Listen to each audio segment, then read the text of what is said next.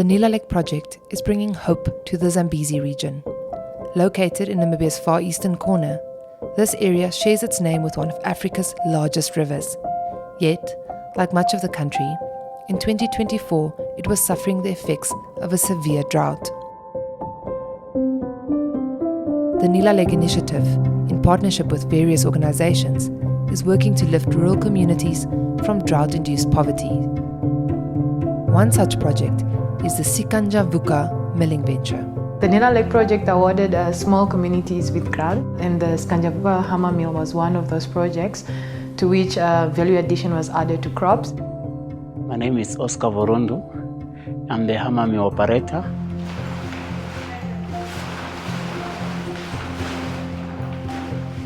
I get this training from almost 10 years. I was working in another project way that side from Kongola. So I moved there to come in Sikanjavuka to join the Sikanjavuka to continue to work with them. Money that we generated from the hammer mill for the last year altogether was 22,800 and something. First, this operator, we use it for diesel engine. We were buying diesel, we were buying oil, and the other one we were paying workers like a hammer mill operator, security guards, and we have 2 cleaners. For this year we didn't harvest very well because we get rain, it was come and then it's also gone. So people, they are waiting for this coming. If the rain will come, people they harvest and then they will use our committee to save our people around. Not especially in Sikanjavuka, but all around in Zambezi regions.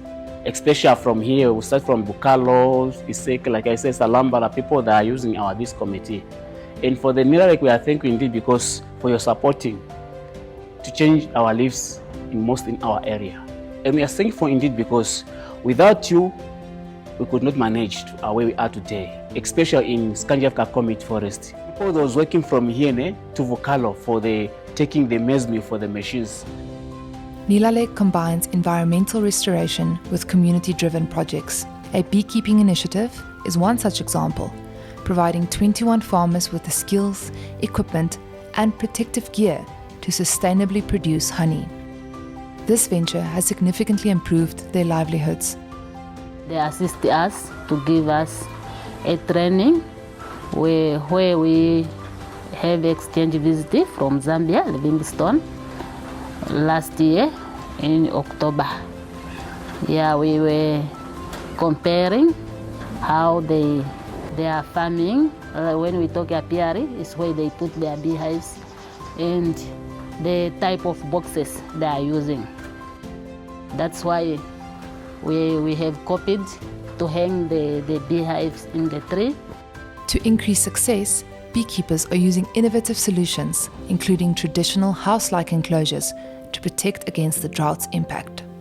And then you have activities like the Zambezi livestock scheme, to which we selected persons to be beneficiaries based off of the criteria that they didn't earn more than 10,000 in a year, they were unemployed, or they met the criteria of they were already prior farmers prior to them receiving livestock.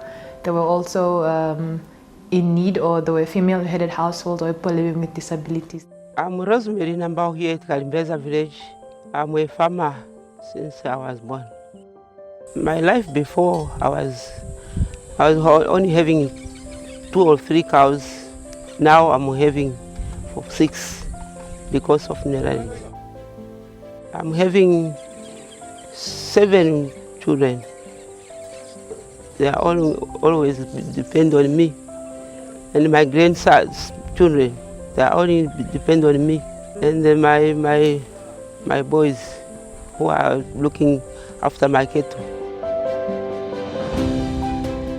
We haven't any ox to plow with. Now we can find 1 or 2. And the milk also.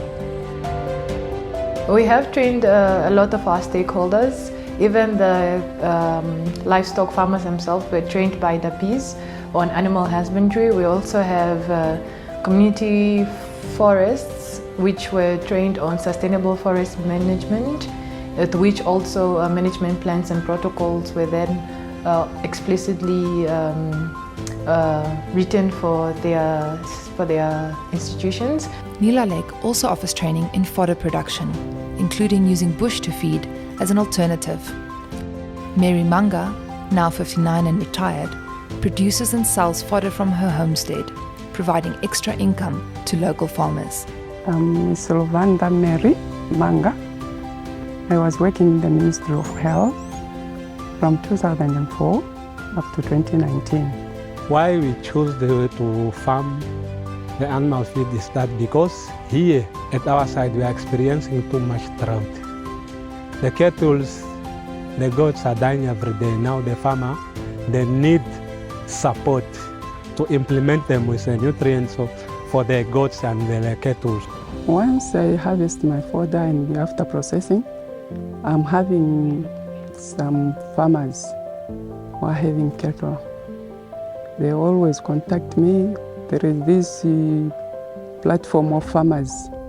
I'm also there. When I harvest, I always take pictures of my bags, then I post it on WhatsApp. Then all those customers which are there, who are willing to come and buy, they always contact me, then they come buy.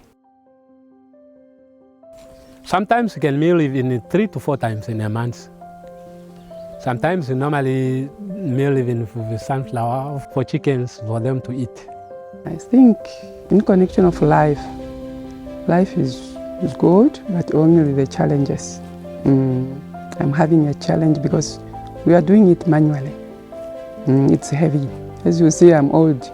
I'm now 60 years, March I turned 60. It's heavy for me to carry some watering can to water those things you have seen there. At least you put something on the table.